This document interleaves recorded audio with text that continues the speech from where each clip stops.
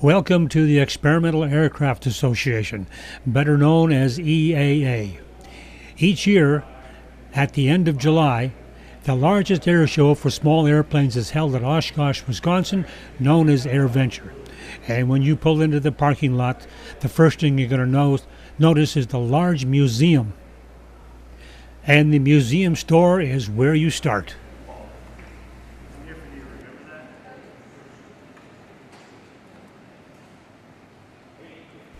There's a large selection of any item you may want for the aviation buff. Clothes, shirts, hats, jewelry, books, videos, even this big propeller is for sale for about $500. Why? Because it came from a B-17 aircraft. Now you have some idea of what the store looks like, and that's just a small part of this entire building. By far, the majority of this building is used for displaying aircraft. All kinds of aircraft. We're now going to take you on a tour of the facility.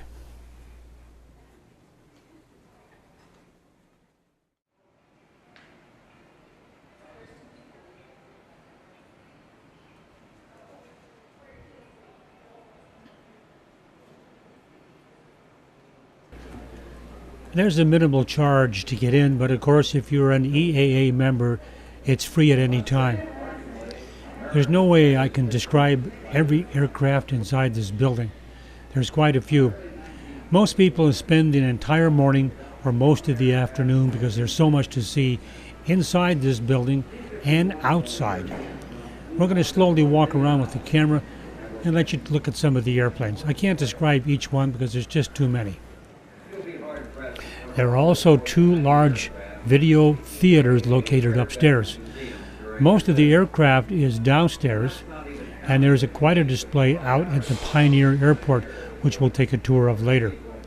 These have all been refurbished here at the center and put on display in various configurations. And yes, they all flew at one time. When many people hear the word air show, it leads them to believe it's nothing but aerobatics, flying military jets, home-built aircraft all day long. Well, that might be the case in some areas, but the AirVenture show is much more than that. Yes, there's an afternoon air show every day and a rather big finale on Saturday and Saturday night. But Oshkosh, or known as AirVenture, is a lot more than that. There are 4 large hangars of commercial manufacturers that make something that has to do with aviation. There are 4 smaller hangars that house companies and businesses and government agencies that use aircraft.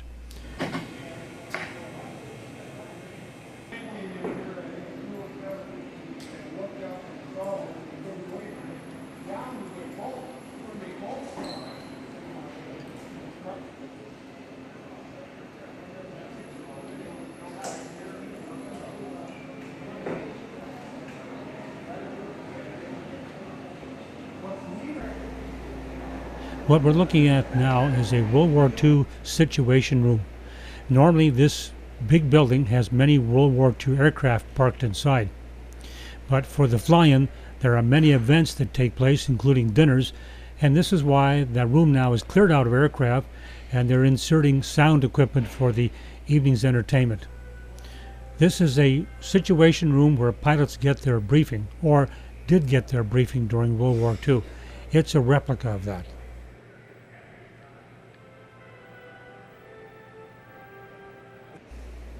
And besides the military display, this is considered a very family-oriented fly-in. And one of the things you're going to notice that there are many airplanes lined up with tents below the wing. People are camping in tents next to and below their airplane.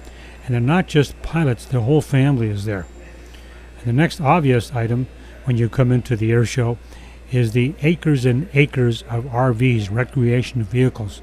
People will come sometimes 3 weeks before the air show to get a good place to park or just spend the summer as they're retired.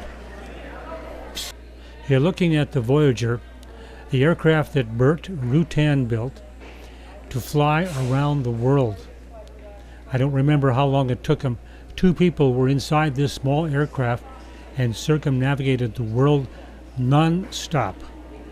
We'll take a look inside. You can see how cramped the space was.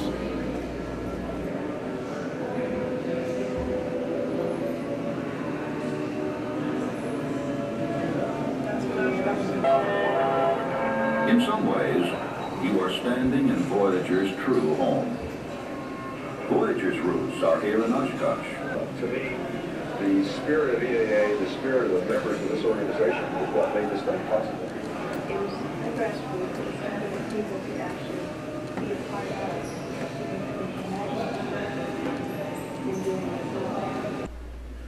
Now you may wonder, did these aircraft actually fly?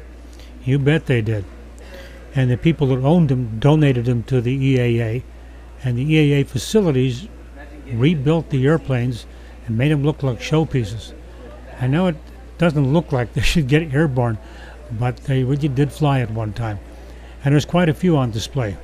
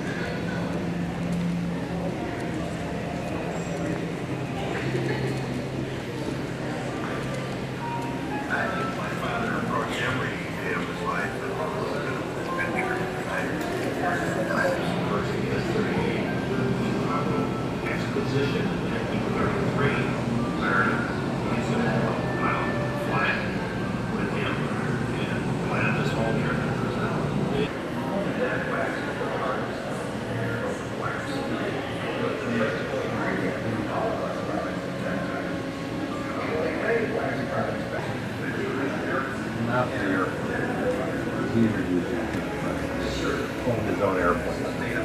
Here's his little yellow J3 Cub. I said, Sam, would you like to go for a ride? It was in my airplane. I said, sure. I can remember that vividly. And it was exciting. It was a transforming experience. I suddenly realized I had to do that again, that I had to be a pilot. I think about flying even when I'm not flying because I'm thinking about the next flight. When am I going to get a chance to do it again? It's a fulfilling activity because it demands something physically of you, it demands something intellectually, and it demands something emotionally from you to fly. As part of being alive. Don't do it unsincerely.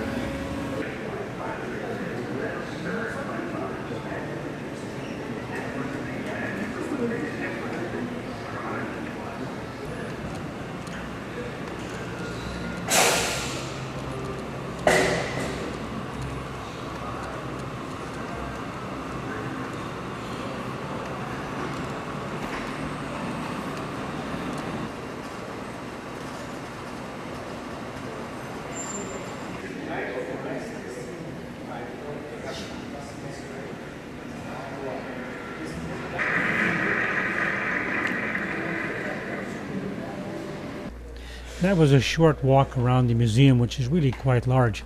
We didn't cover everything because it really takes too long. And if there isn't somebody on hand here who can explain every airplane and its history, it gets a little bit long and a little boring. You recognize this airplane? The Wright brothers?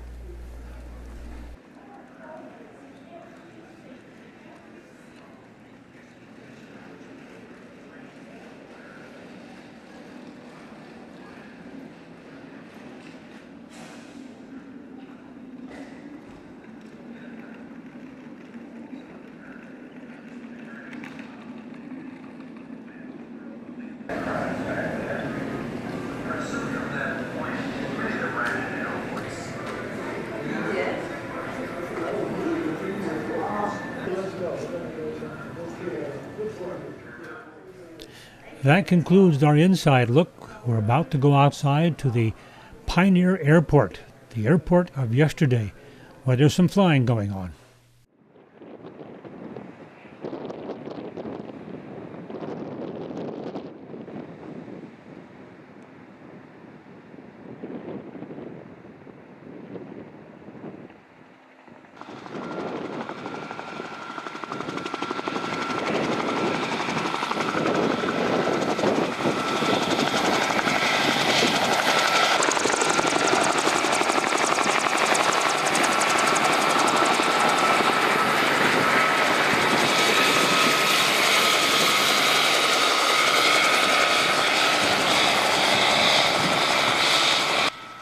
Does this make you think of the television show called MASH? It's a Bell 47 helicopter. They give rides, you got to pay for it of course, and they take you around the entire airfield so you can see how big the flying actually is. You'll note that this helicopter is going all day long, every day. In fact, there's 2 helicopters. I mentioned earlier that a room was being cleared out for dinners and entertainment. These are some of the aircraft that were housed inside. They pushed them outside to make room for the tables. Now, is that a Chevy or a Ford?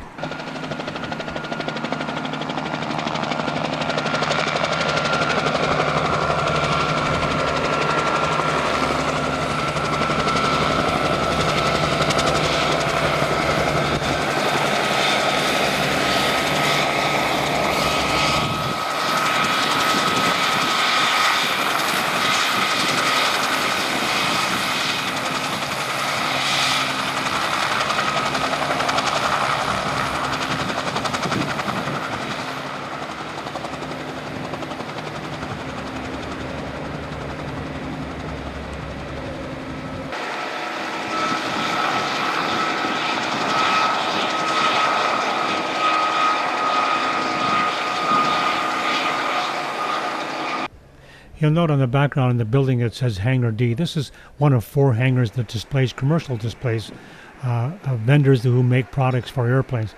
These airplanes you're looking at now are commercially built, and they're small and they're pricey, but they're fun to fly, they tell me. If you want to look at one or get inside and see what it feels like, you're more than welcome to do so. If the airplane's open, that is. If it's closed, that's a different story, and you can't get inside.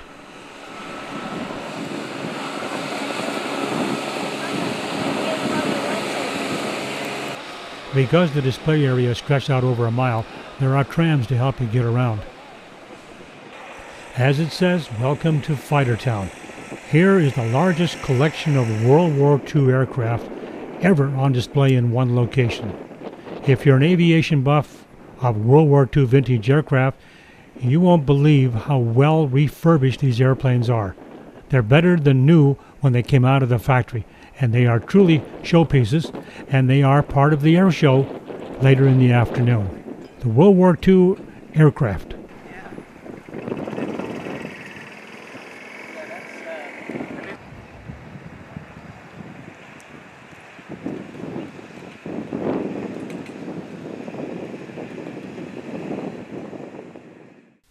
Welcome to a World War II Army camp someplace in Europe. At least it's a replica here at Oshkosh.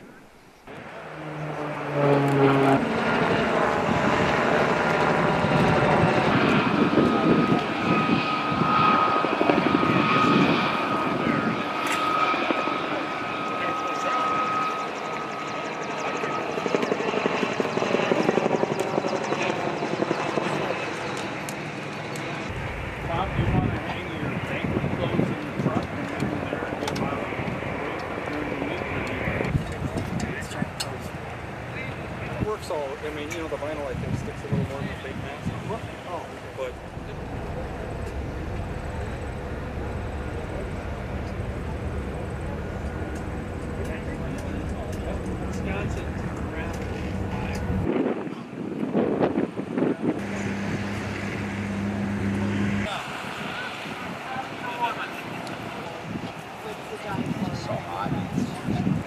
Hang on a second. Should we be doing something else? So, how do you think that the Warbirds would feel about investing in a horse trough that we could fill up with water?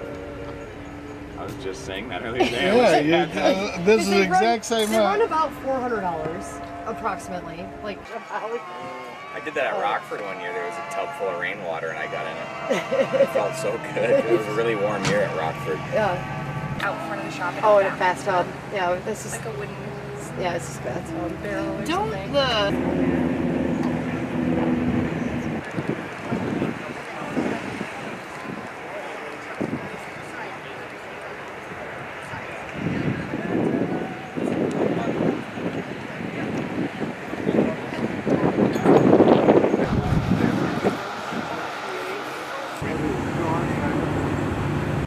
Well, there weren't any word processors in those days, so what did they use? Something called a typewriter with a black ribbon. You hit the key on the black ribbon and the letter went on the paper.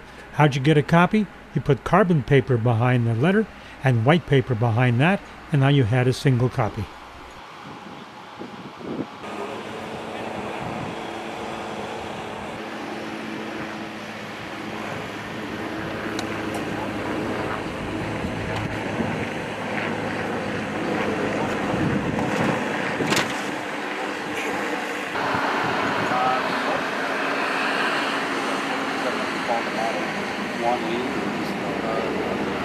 he's 12 and I'm 48. He can't keep up. Everything on piece of Remember 1999? Yeah, I do.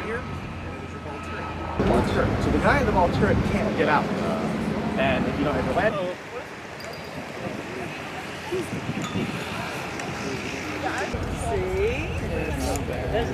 I like spam. I like it. We're going into town. Little onion. I've been living here now. I like how it's on. Here, drive a nail. Yeah, oh god. Simon was right. This has been great. During World War II, the maps were printed on cloth and sewed into the back of the jacket. The map was the area that you were involved in.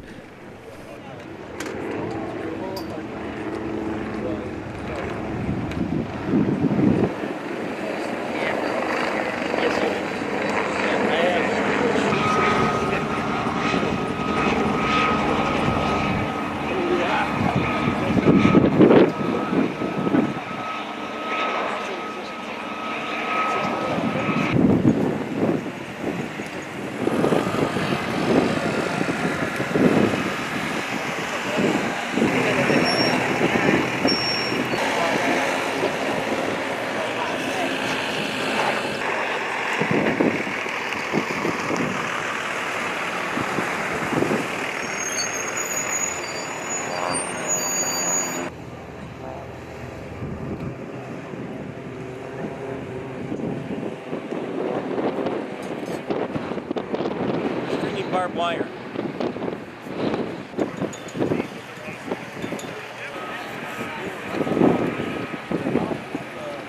Part of the union. A bunch of years ago up in North Bay, we had the union. You stayed run for the rope. It's a 43. Oh, you don't want to bring you up Guy, I got it.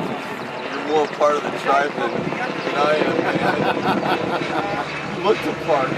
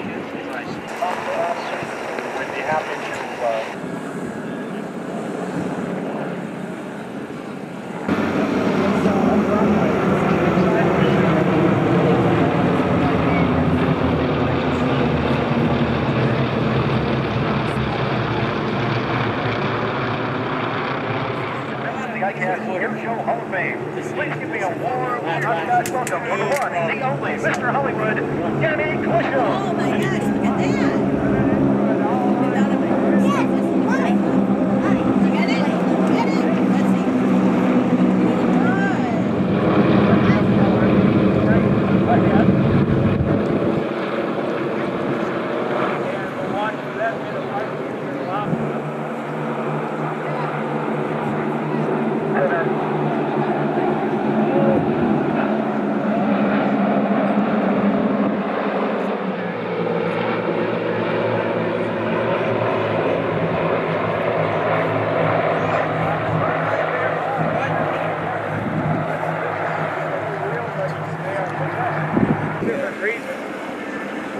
Built after World War II and it went exclusively to a tricycle landing gear system. It was the first freighter to ever be able to exceed. All right, the plane works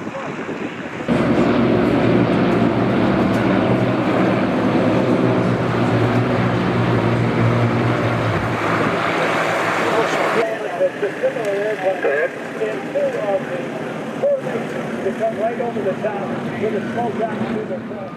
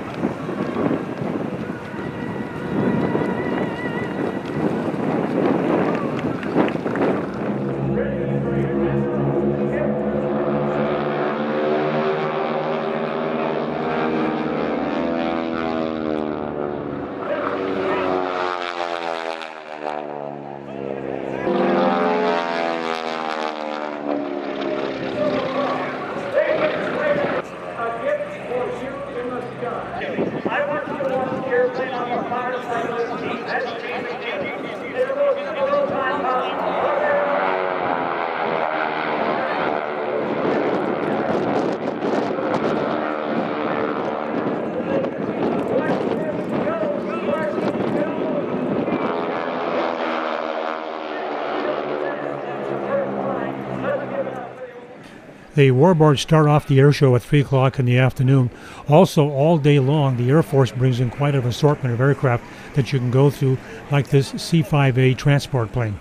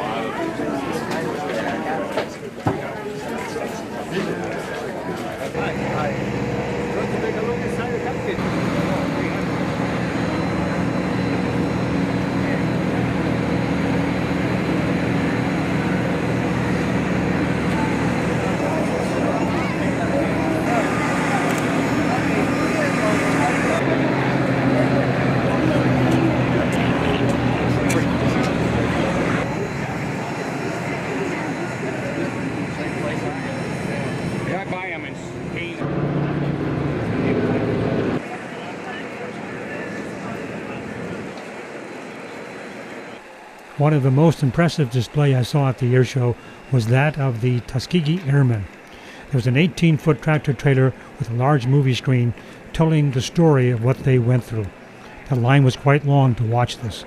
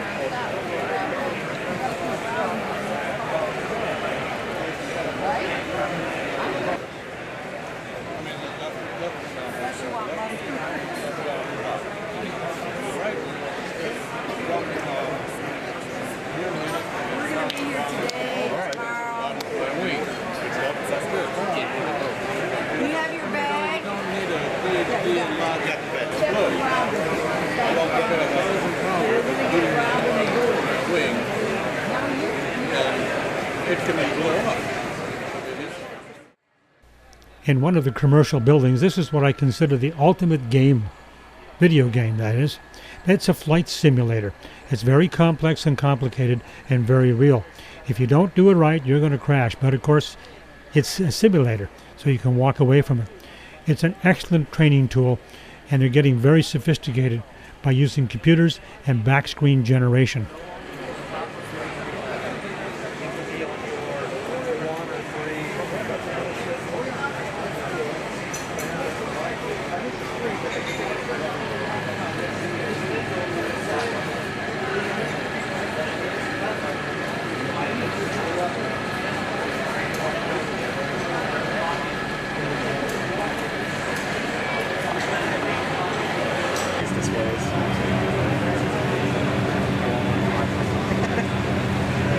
Well, this one doesn't go into an airplane. This is a simulation.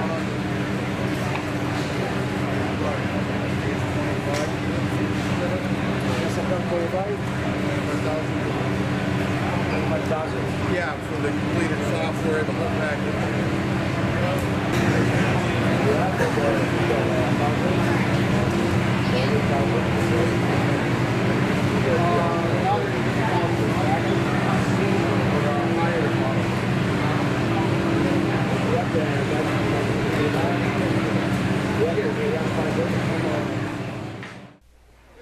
You ever wonder what a jet engine looks like inside?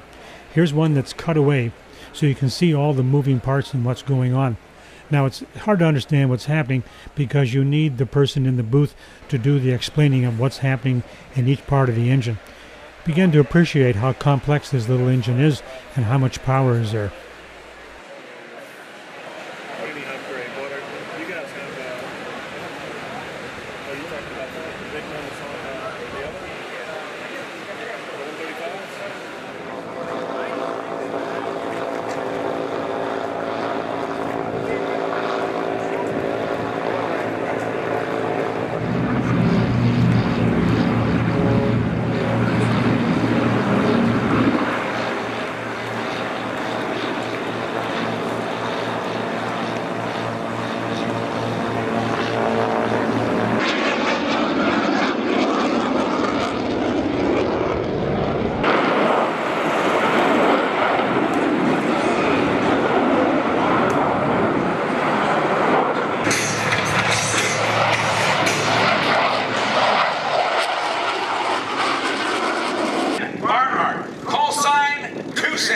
This is the low transition.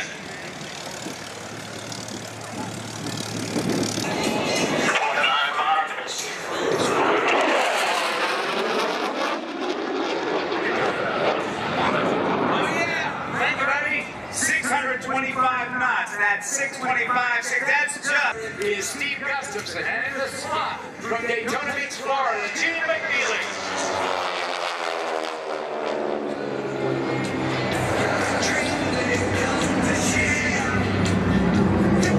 Smoke on! Ready, ready!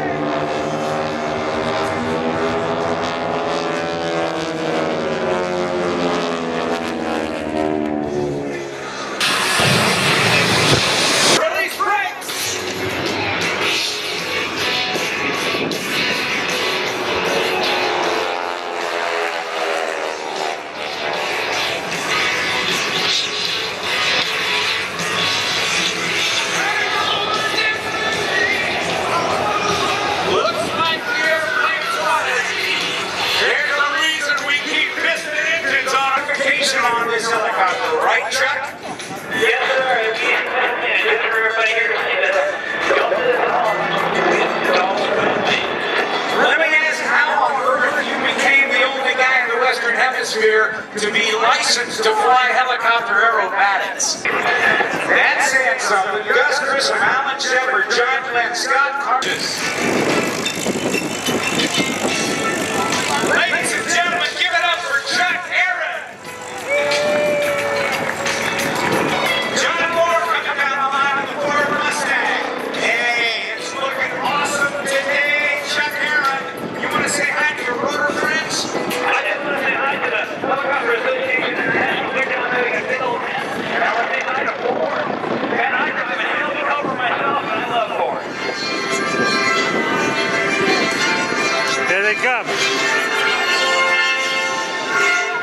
Ladies and gentlemen, boys and girls, on behalf of the almost 9,000 of the Confederate Air Force, welcome to AirVenture 2012. We'd like to say thank you to the 88 Warbirds from America and this Walter Land for making it possible for Cora to be here.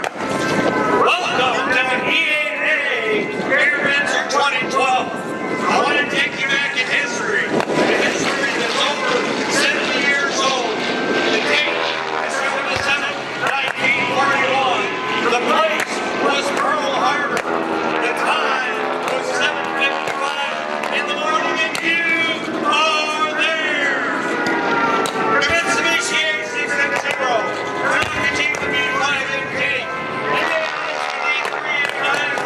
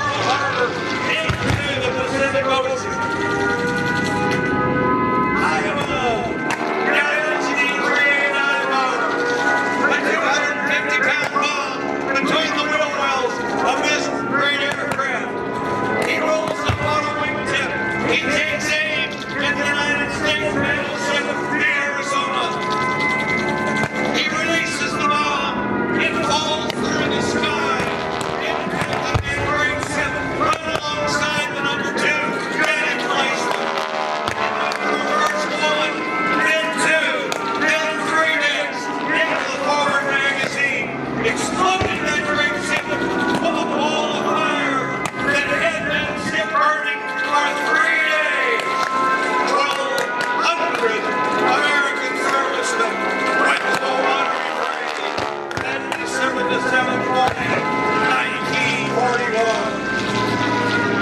They sleep there today.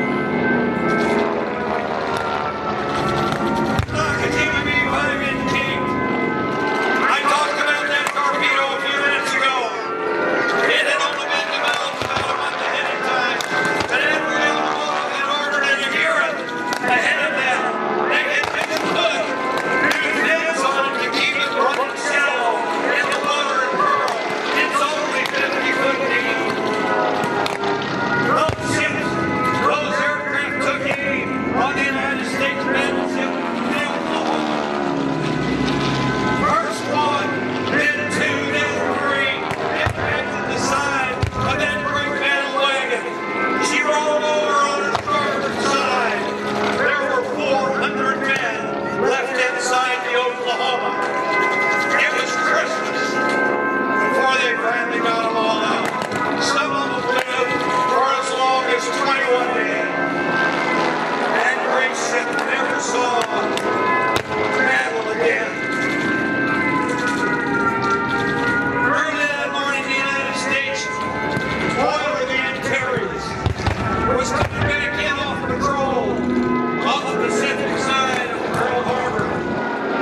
They spotted what they thought was the conning tower of a submarine in the South Defense Force.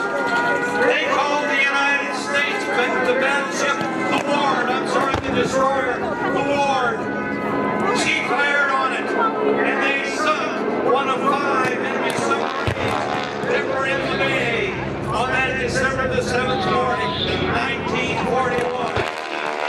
And in plan for over a year, listening to our president as he goes before Congress. The United States of America was suddenly deliberately attacked by naval air forces of the Empire of Japan. The attack yesterday on the Hawaiian Islands has caused severe damage to American naval and military forces. I regret to tell you that many American lives have been lost.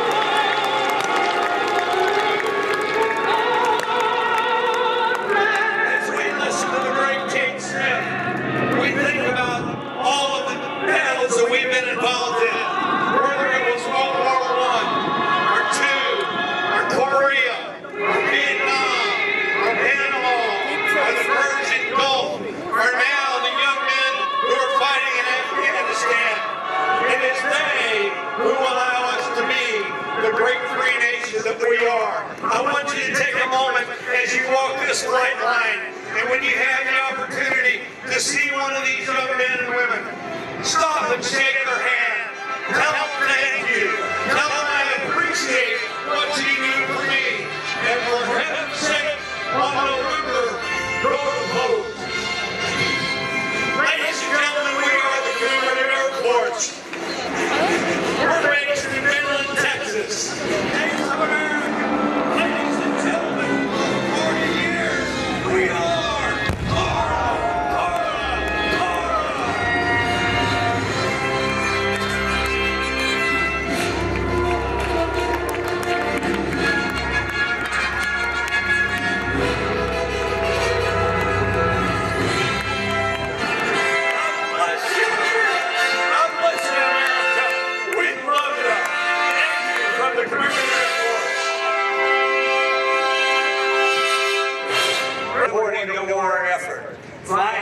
Concluding today's event will be the B-29 dropping the bomb from the Enola Gay over Japan, thereby starting the first bit of the end of the World War II in the Pacific. So the story will unfold today. The Ravens took off from the deck of the Hornet.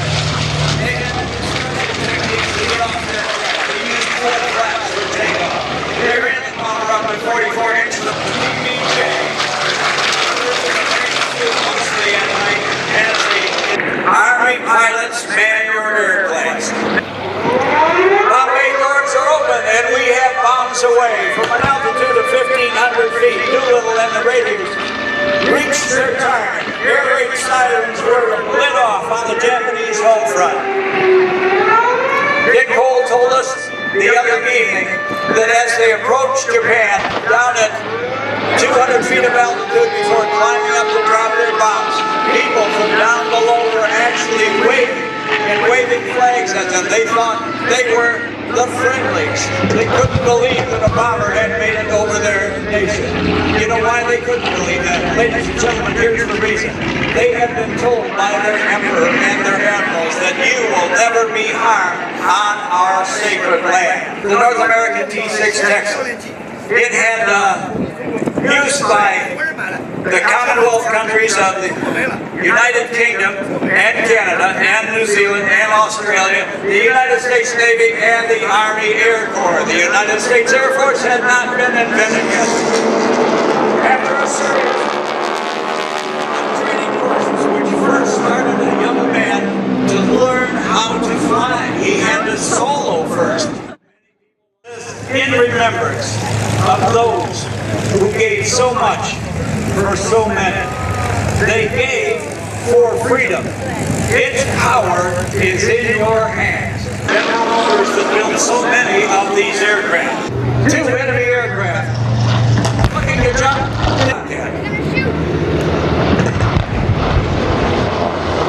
Japanese arrows from Tora.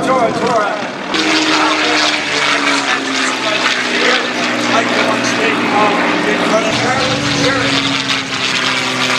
What he had to do in World War II, and I was on the side of the airplane where the big ground. It is a serial.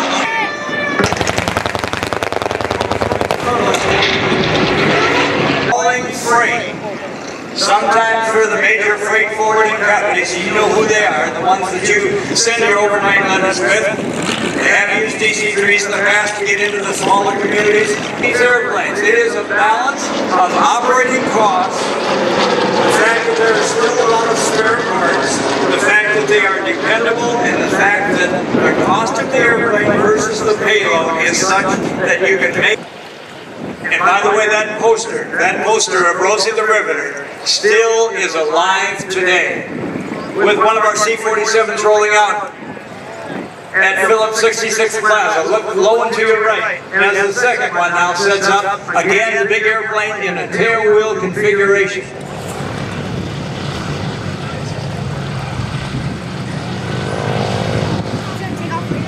Now, ladies and gentlemen, over the top of the C-47 on the simulated strafing run over Tokyo.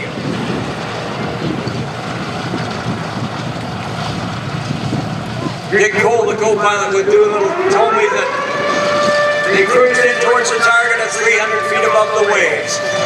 And then, so not to be damaged by their own bombs, they went up to about 12 to 1,500 feet before they opened up the bomb bay doors and called bombs away.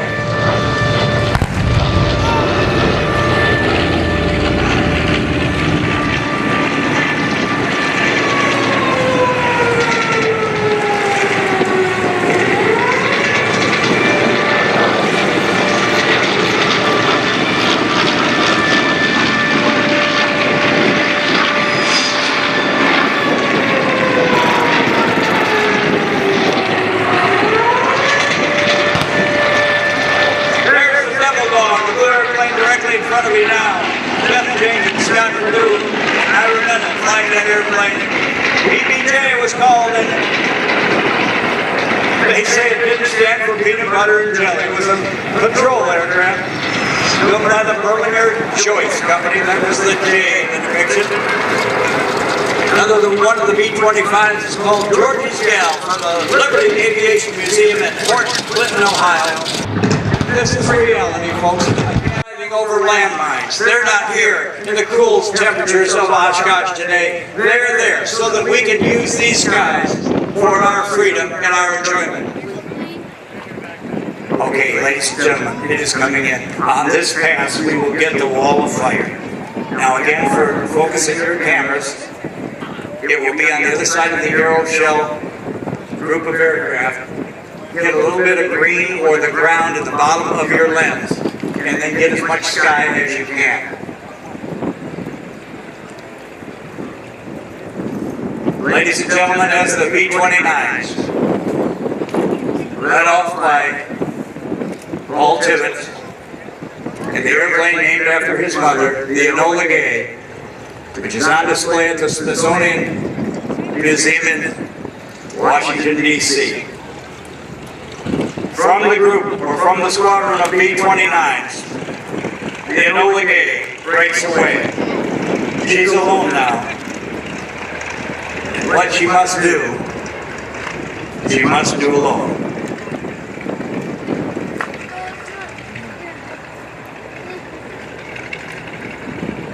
Ladies and gentlemen, the date is August 6th, 1949.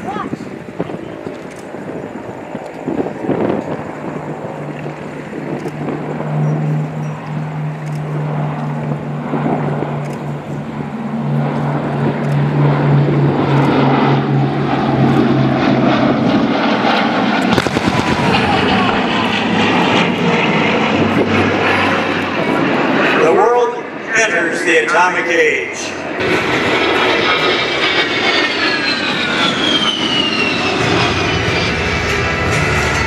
A close air support aircraft. This is called a World War II Veterans Honor Flight. At Oshkosh at 6 o'clock in the morning, American Airlines loaded up World War II veterans and their guests to fly them to Washington, D.C. They spent the day looking at the World War II monuments and then returned back to Oshkosh at 6:15 Saturday night to a tremendous welcome and many individuals dressed in attire from World War II from all branches of the service on hand to welcome them back.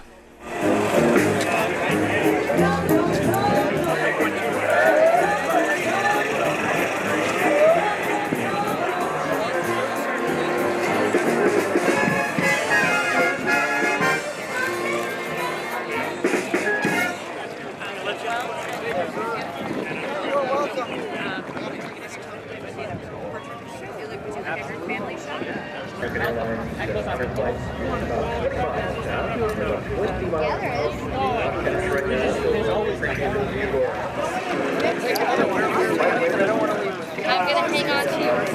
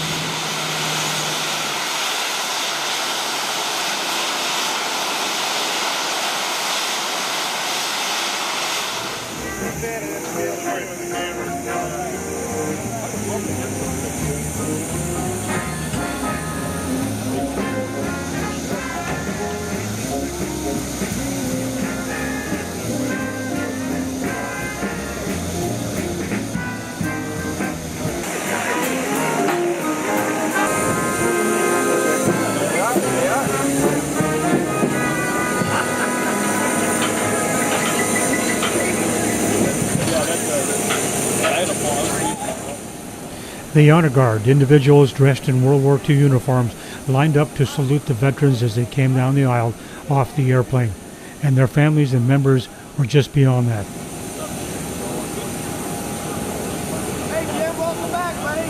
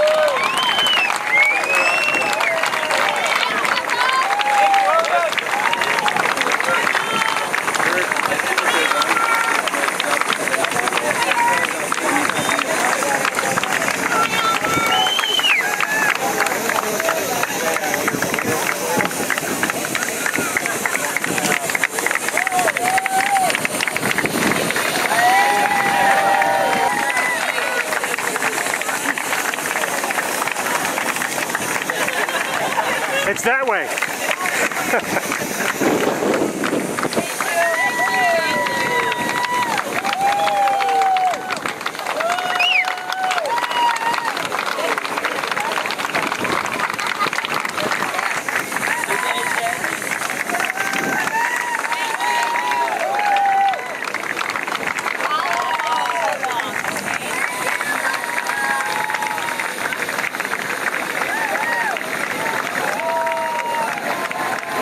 This next song the band's going to do, I think is very appropriate for these gentlemen and ladies and gentlemen to come off the plane.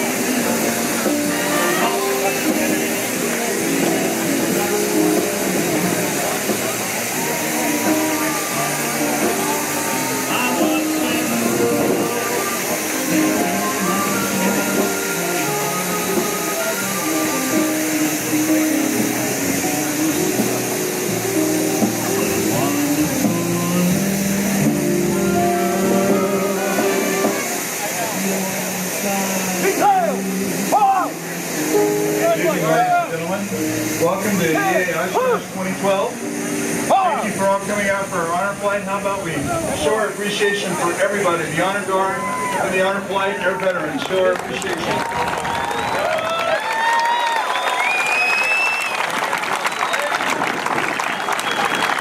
On behalf of EAA, I'd like to thank all of you for coming out tonight. I'd like to have some special recognition and thank you and great appreciation for Old Glory Honor Flight for making this possible, and for American Airlines for doing what they do so well in support and honor of our veterans. Thank you for that very much, everyone.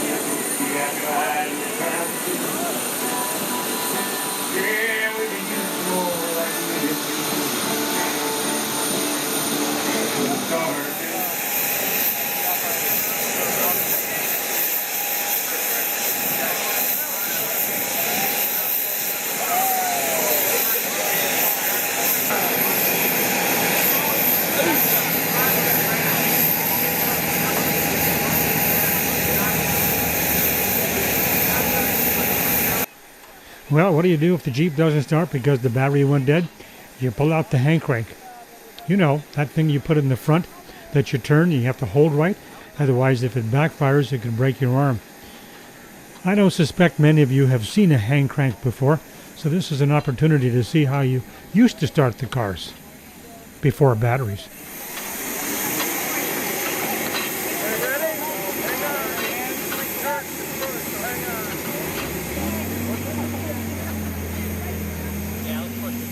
Well, if that doesn't work, then there's the other method of getting the car going, pushing it.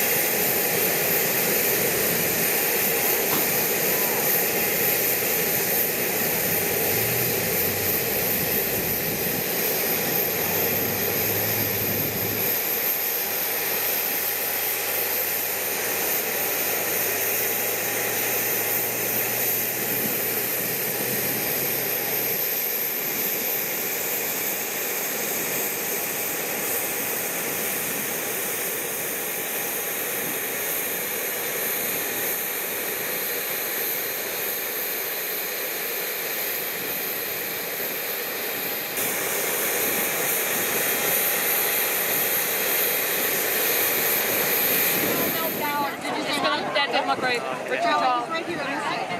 Well, that's fine. No, it was just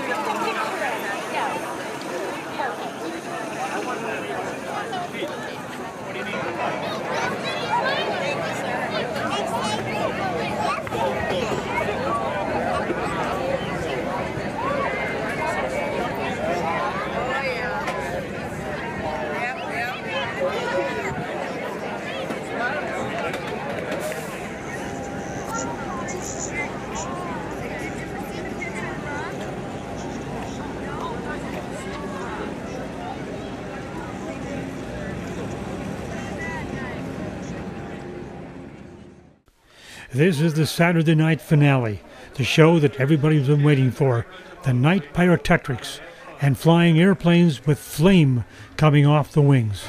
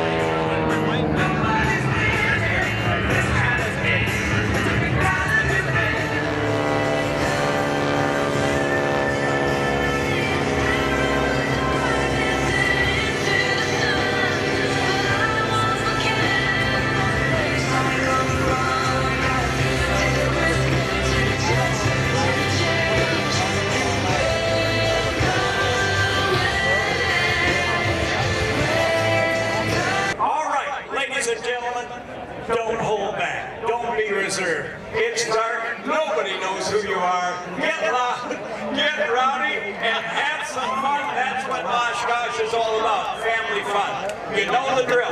You know he's got to hear blast off. So let's get started. 20, 19, 18, 17, 16, 15, 14, 13, 12, 11, 10, 9, 8, 7, 6, 5, 4, 3, 2, 1.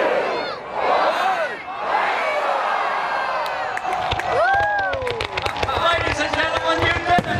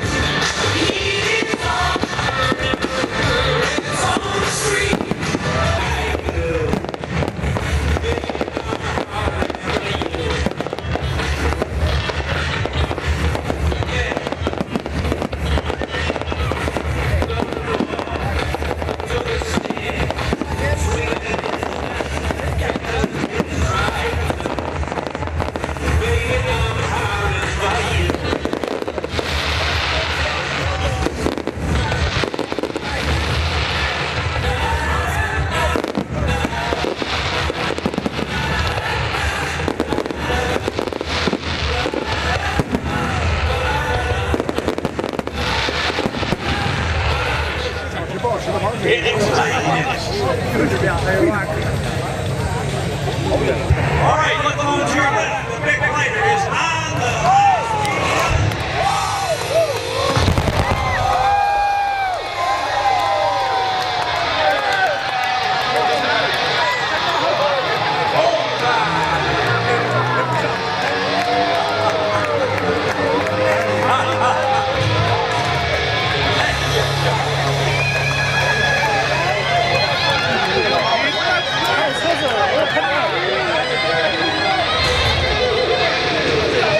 Ladies and gentlemen, how about a huge round of applause for the folks who put on that wall of fire, our good friends from Illinois, Rich and Dee Gibson, the award-winning Rich's Incredible Pyro, or abbreviated RIP. The whole gang with their killer bees. Yes, and they are the winners and recipients of the Art and Soul Showmanship Award and last year's recipient of the Bill Barber Award for Showmanship. Ladies and gentlemen, we're going to light up the ramp for you. We're going to give you a little lighting on the Phillips 66 class to help you make your way off the field. You have been a fantastic Saturday night audience, and by your applause, ladies and gentlemen, do you want us to do this again next year? I think that's a resounding you betcha. Okay, another afterburning vehicle on the runway.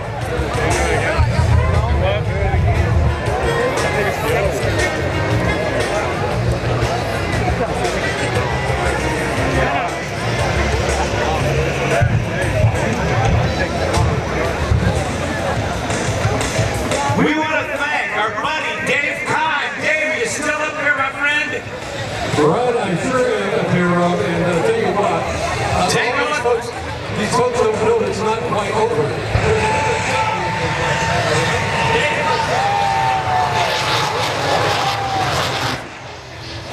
And, as you were saying a moment ago about the cell phone, let's see a photo with cell phones. How many people would like to see this again next year? Light them up. We have an EA photographer up here. Let's see cell phones up and down the line. Vote. If you would like to do this next year, let's see a cell phone line up. Oh yeah, do we have cell phones? Absolutely incredible. We also, Rob and Danny, would like to advise everyone to please be kind to your neighbors as you leave tonight. Some dark crowds out there, a lot of folks who are trying to leave to go home or go to the campground. Take your time, be good to your buddy, because there's plenty of time to get home. And what a